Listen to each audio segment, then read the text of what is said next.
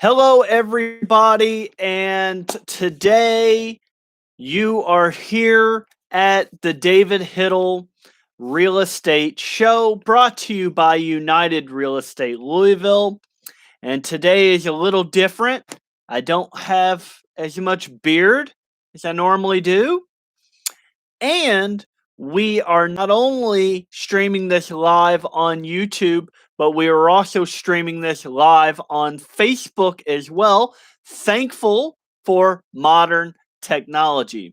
Again, my name is David Hittle. I am a realtor with United Real Estate Louisville, and I'm also the host of the David Hittle Real Estate Show. It took us tons and tons of man hours to figure out the right name for this show, and I think they did a great job. Again, I am a realtor with United Real Estate Louisville. We do real estate all over Kentucky and all over the world. So if you are in need of any type of real estate advice, any type of real estate information, notes, news, market updates, you can find all that on my YouTube channel. I've done a lot of videos on that, and we will try anyway to try to keep coming live on Facebook as well. We're going to try to do both. That way we can hit both audiences. And that's always a good thing. The bigger the audience, the more information gets out. But on today's show, we are going to talk about budgeting for your next home purchase. And I don't want to bust anybody's bubble or burst anybody's bubble, but you cannot buy a home in today's market, or in any market for that matter, with no money. So if you think that I'm just going to buy a home and the government will pay a certain amount, I'll pay a certain amount, or I'll just be able to get a 0% down payment loan and that'll be it, I won't have to pay anything at all for my home. Let me bust your bubble. Let me burst your bubble. Unfortunately, that is impossible. So I'm going to tell you the different ways to budget for your next home purchase. It's important. Those are important things that you should do if you are going to purchase a home. And I believe everyone who wants to own a home should own a home. So the first thing that we need to worry about, and I'm just going to speak generally about our area because that's what I know. I don't know other states. I don't know the costs in other states. So I'm just going to be general with what I am representing for our Louisville, Lexington market. So the first thing that I tell potential buyers is that you should have at least $1,500, $1,500 on hand that you can use. $1,500 cash, and that is for this purpose. When we have found the dream home, we have found the home that you want to make an offer on, I always recommend a $500 good faith deposit. Now, I recommend the 500 because it's not a whole lot, but it's also not anything. It's not nothing.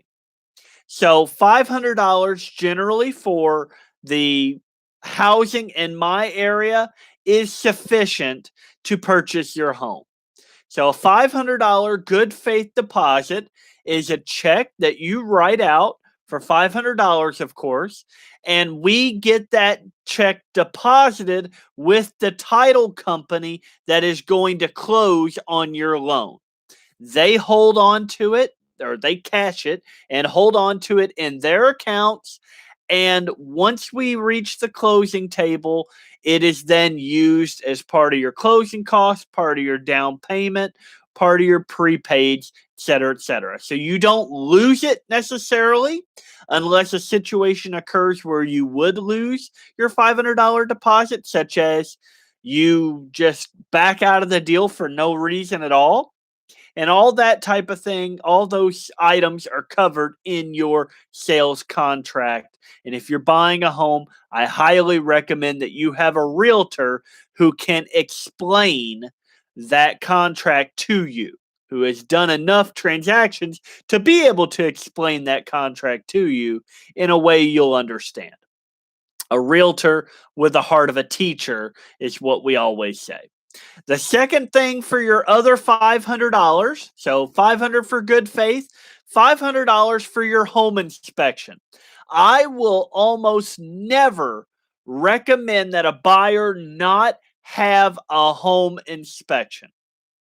You are going to be paying a lot of money for this house, normally over a 30-year period.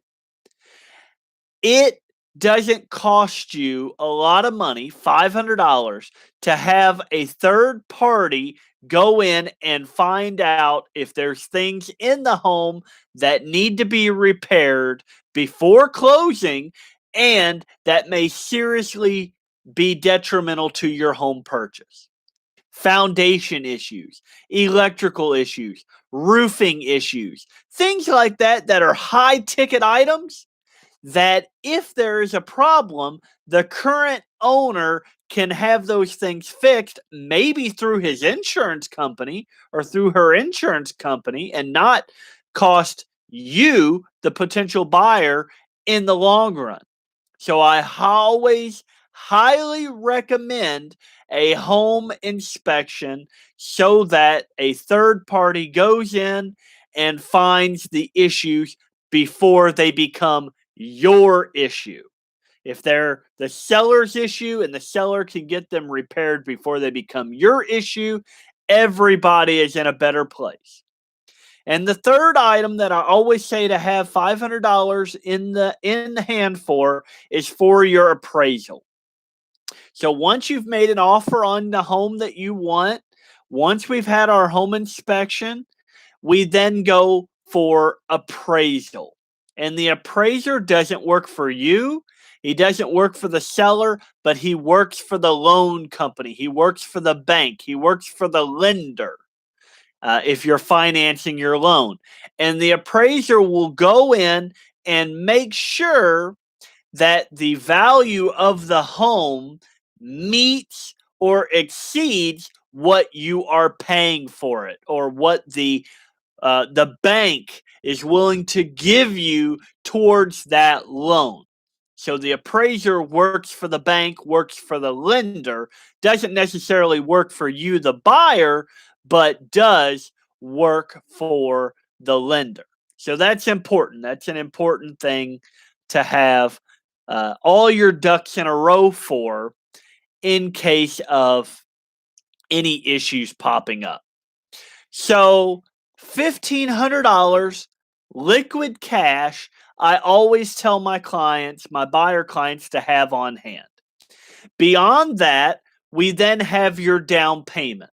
So here's where it gets sticky, because your down payment is based upon the type of loan you're getting and your lender. So if you're a veteran and you're eligible for VA benefits, or you're purchasing a rural housing under a USDA loan, then you can have a 0% down payment. For rural housing, of course, it's all based upon what the federal government classifies as rural housing. And I, as a realtor, am able to go in to the system and look up certain addresses to make sure that they are USDA eligible. And then for the VA, of course, you have to be an eligible veteran who has earned their VA benefits. And you can get a 0% down payment through the VA with incredibly low interest rates. The VA loan interest rates are normally lower than FHA conventional or USDA loan rates.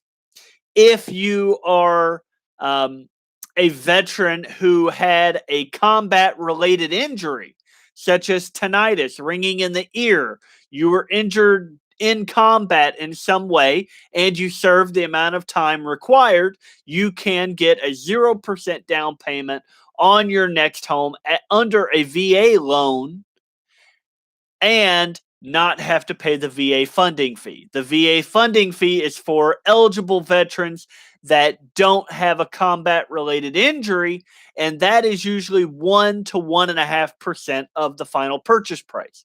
1 and 1.5% is still lower than what you're required to put down on an FHA loan, which is 3.5%. And it's also lower than what you would put down for a conventional loan, which is between 3 and 5%. So the VA loan, in my opinion, is one of the best products that you can possibly get, and it can save you a lot of money down the road. The last item of cost that you are going to see when you're purchasing a home are your closing costs.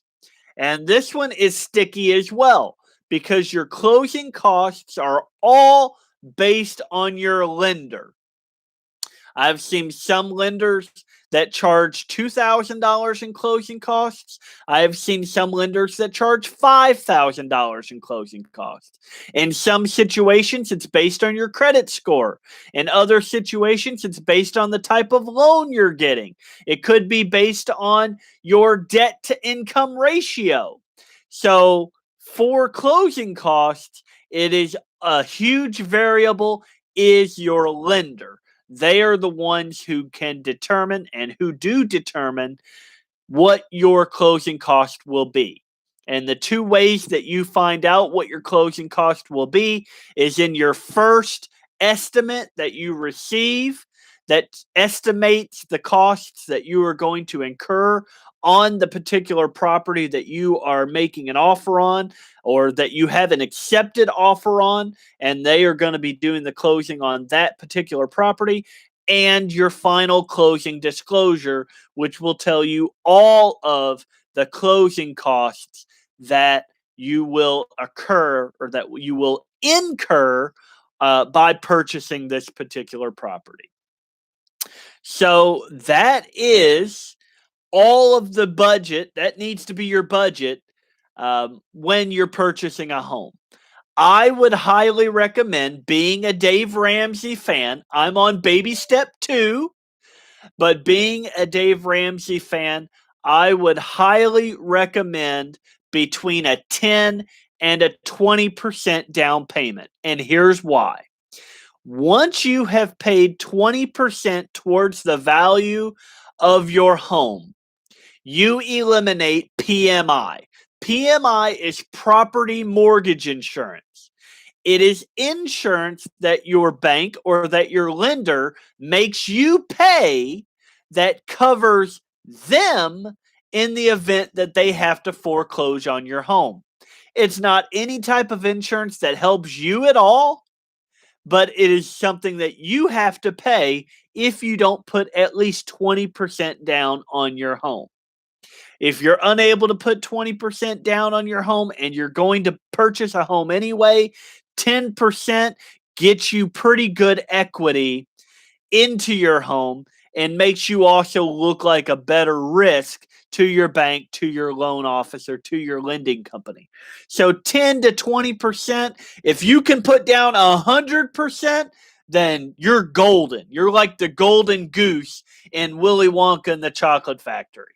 Everybody wants to be you, to be able to write a check for your entire home and be able to move into that home without a mortgage. You are the golden goose. But most people can't do that. So that 10 to 20% is where Dave Ramsey and where I would recommend you be.